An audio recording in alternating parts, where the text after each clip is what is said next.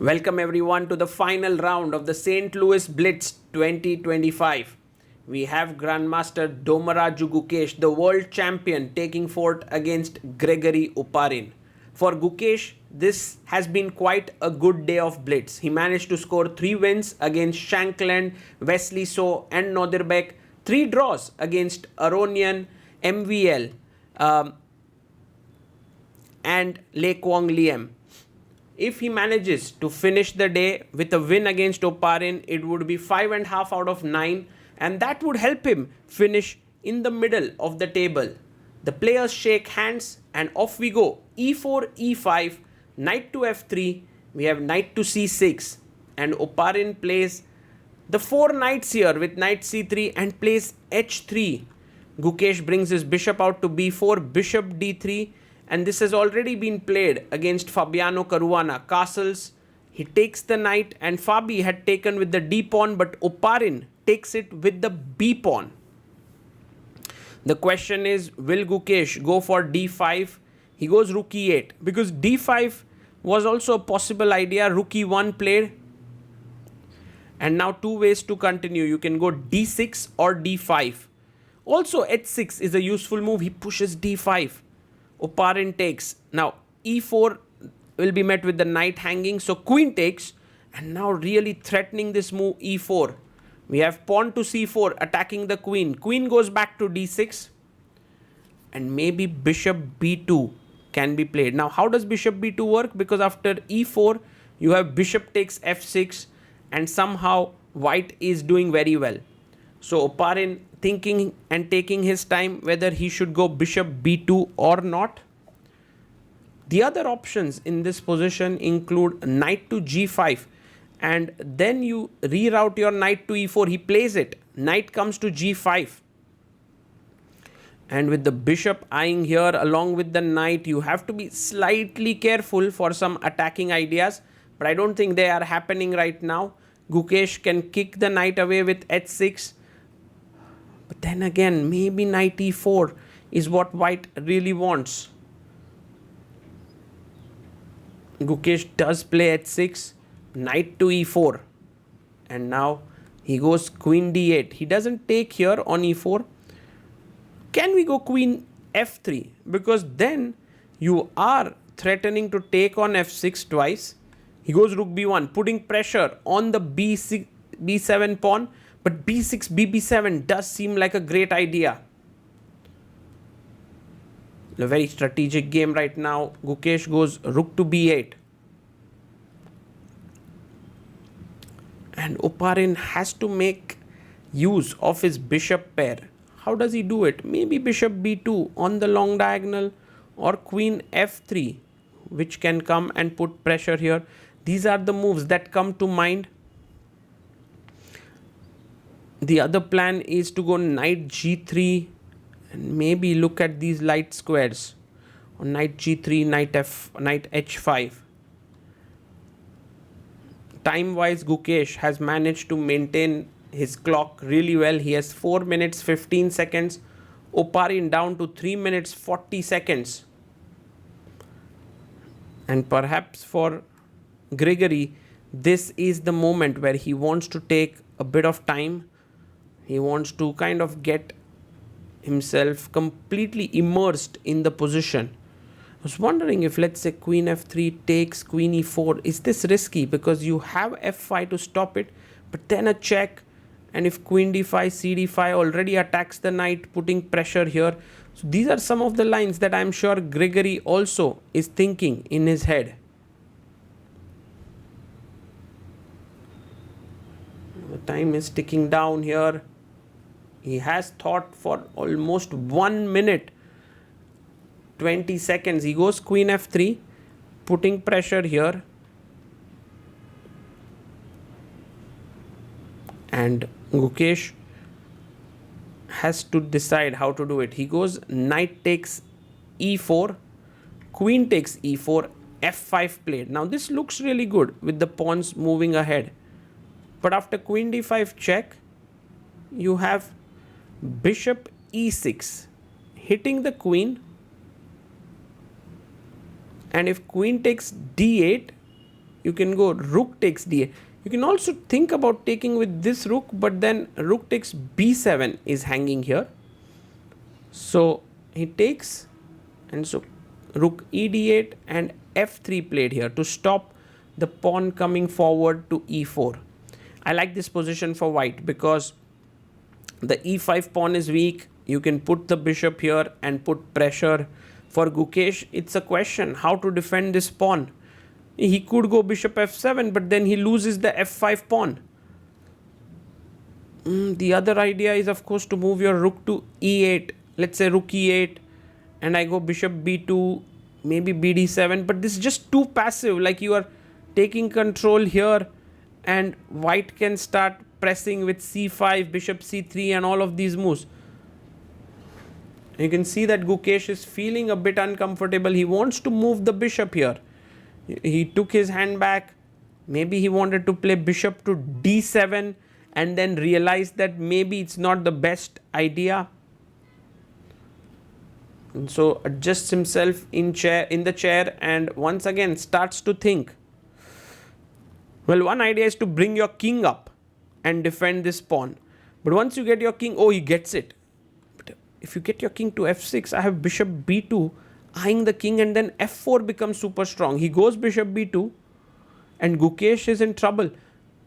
Knight b4, aha, he finds another way to wriggle out of the mess, and that's a good move. Now he's putting pressure on the bishop. If the bishop moves away, then the d2 pawn hangs. So bishop e5 takes on d3, cd3, rook takes d3, and bishop takes c7 is hanging.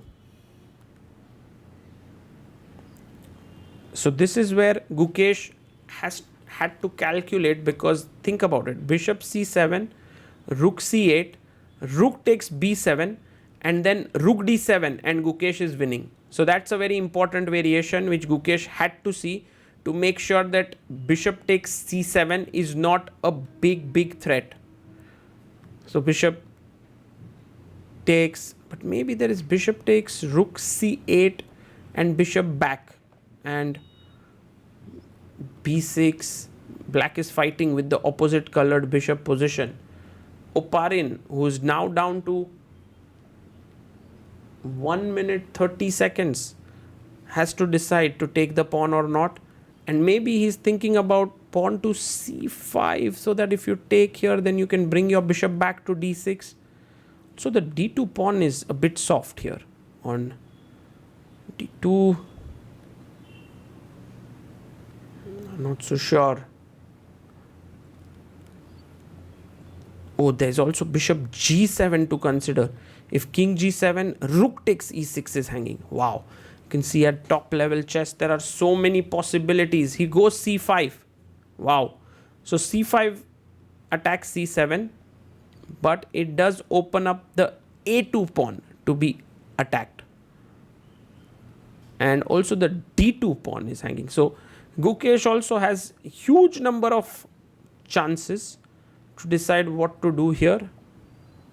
I believe the most logical thing is rook takes d2, taking the pawn.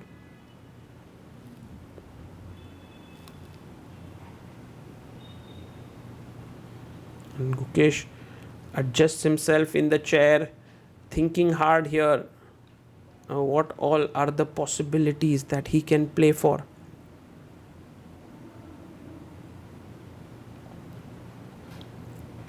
He goes rook takes d2, bishop c7, rook c8 played. And the bishop is attacked. The pawn is also attacked here. And you can go bd6 to defend this pawn. But he goes bishop f4.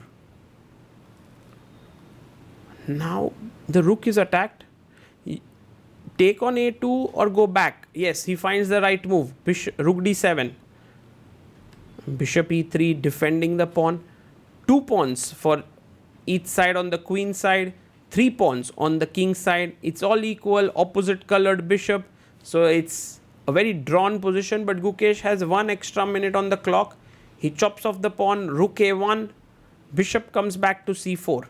A very interesting move here by Gukesh, because after rook takes a7, he wants to go bishop a6.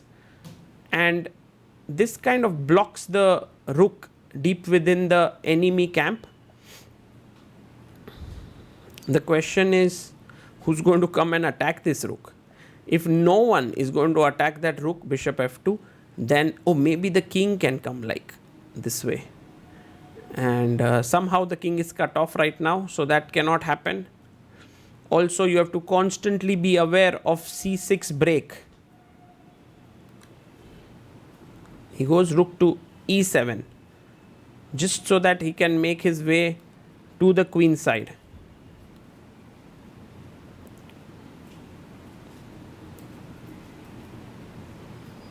And Oparin needs to speed up. He has 20 minutes on the clock. He goes rook b1. Rook comes to e6, guarding the bishop and the c6 square. Rook d1, threatening rook d7 check. Maybe rook c7. Is that a possible move? Could be potentially possible.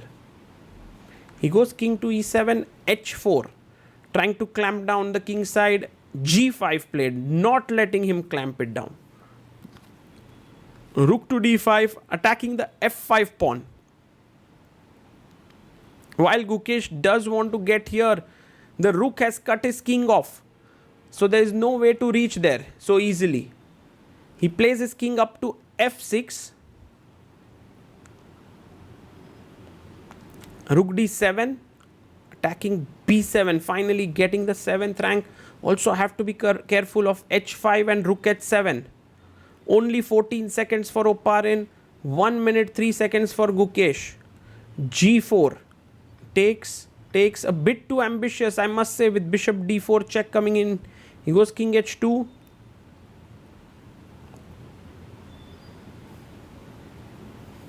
And Gukesh is a bit kind of confused. Where should he play next? He goes king g6. King comes up to g3 and h5 played, but this is not a happy move to make. You have bishop d4 check coming here, rook d5, rook g5 check. Too many possibilities. He goes rook e4, but that's a mistake because of check. And now if you go back, you lose this. King f7. Oh, he goes c6. What a nice move. What a nice move here by Oparin. If you take here, I take back. This is pinned. And wow. He has to come back. But now it's losing in multiple ways. He takes on b7. Not the best move here. Rook f6 was possibly the best. But now Gukesh is fine again. Bishop c6. Yes, he finds the right move. Takes on e7. This should end in a draw now. Rook a6. Goes king d7. Check. Okay, king e6. Rook h7. There's bishop e8. Yes, he gets this move back. And king f4. He's bringing his king in. Pins it. King e3. And rook goes to a4. Check. Well, now Gukesh wants to win here because he has some more seconds on the clock. But the position is, of course, a dead draw. King e6. Rook b8. He goes rook a2. A check to the king. Ooh, the bishop is hanging. If king f7, he goes king d5. There was rook f6 check. Takes, check. King f4, now king d4, but now these two pawns are super weak. Rook g5, rook a2 forced. He must come back, king g3. He comes back. Rook a3 check. Hanging on there. King h2 now. Rook b3.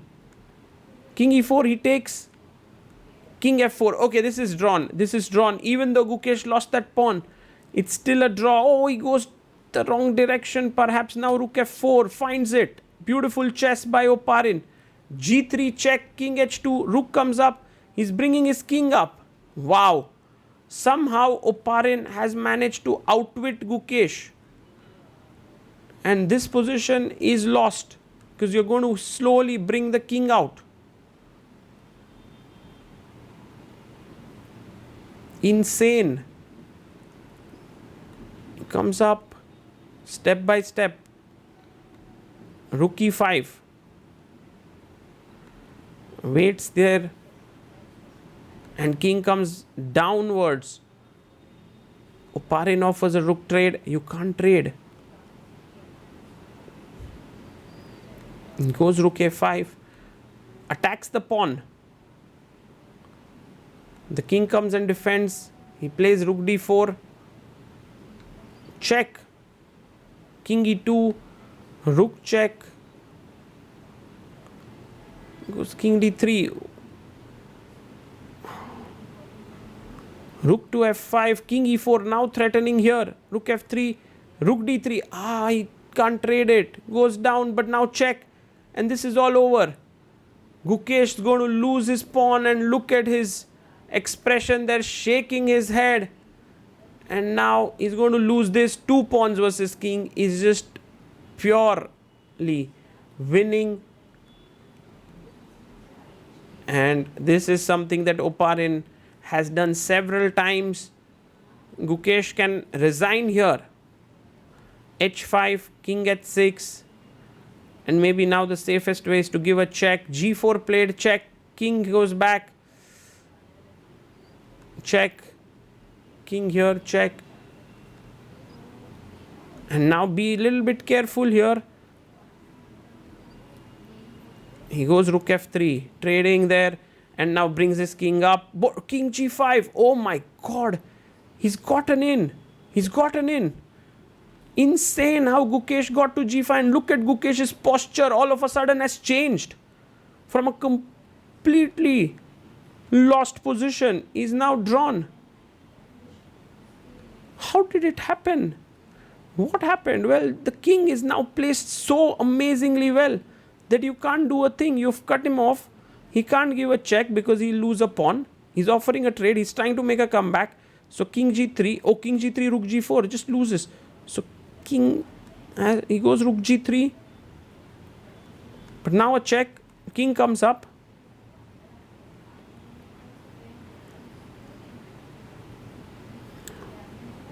Check, king g2,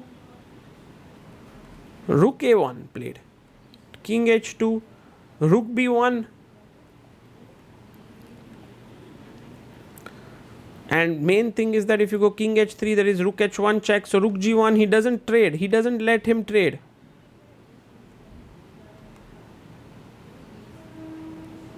King comes up, check, king g2, he goes back.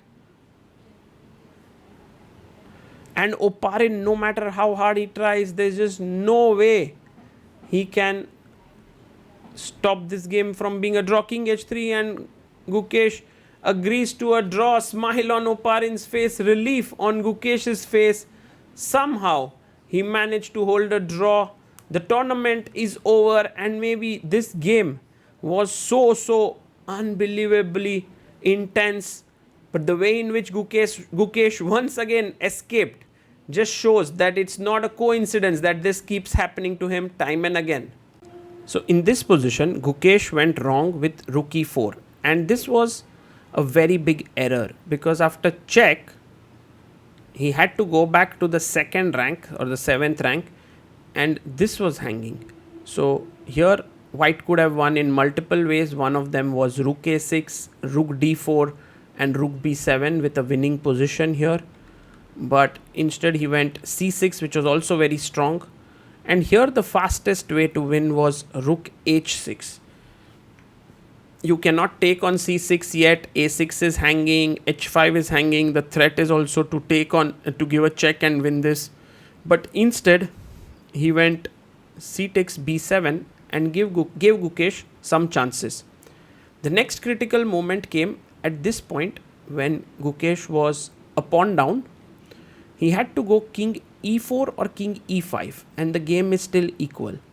When you went king g6, after rook f4, king h5, g3, this setup is a lost one for black, because although it seems like the king cannot really come up, the rook can keep blocking, and you see how slowly Oparin managed to actually activate the king. And it was very nice because you have to constantly stop rook d5, rook g5. So this was very cool in the way in which he brought his king up step by step, and now finally managed to capture the pawn here. The last critical moment was here, when in this position white to play had to go check, and after king g5, rook g6 check, king f4, and this is just completely winning because h6 and the pawns are rolling. Or alternatively, if you go king back, then just even rook g6 and then slowly bring your king up. It's completely winning here. However, he made one small inaccuracy here, which was king g3, and after king g5, this is a theoretical draw. There's no way to get the king out from here, and white cannot make progress, as was seen in the game. Gukesh just maintained his rook here, and if you try to go from here and give a check, then I would give a check first and win the g4 pawn, which is then a theoretical draw. An excellent escape by Gukesh.